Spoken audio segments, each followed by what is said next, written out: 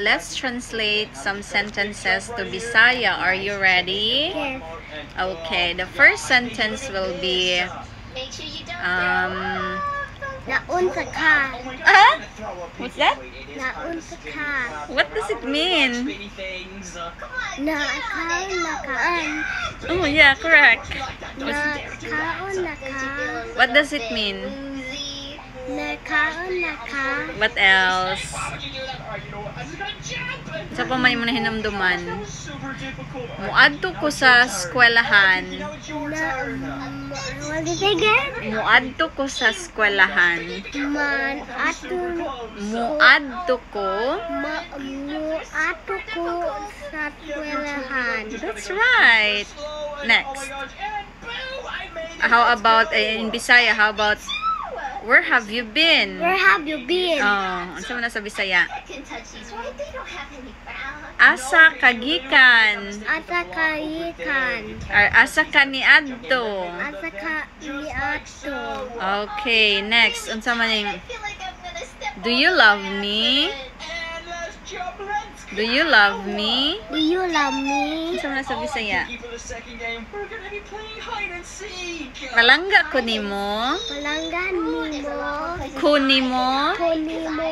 Okay, what? Mimo. Katong unsa pa tong gikuan ni mama? Mimo. Unsa man sa Bisaya ang what is your name? What is your name? What are your palangan? Ha? Palangan.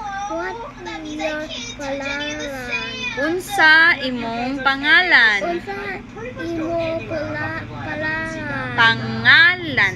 Palangan. Pangalan. Palangan. Unsa imong pangalan? Unsa ka imo palangan? Malangan na gyud dapat.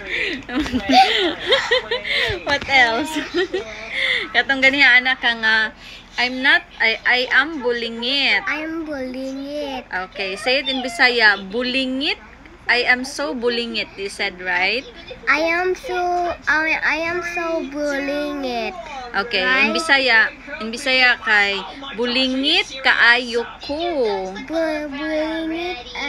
What is it again? Kaayo ko. Kaayo ko. Bulingit kaayo ko. Bulingit ay kao. Kaayo ko. Kaayo ko. Bulingit kaayo ko.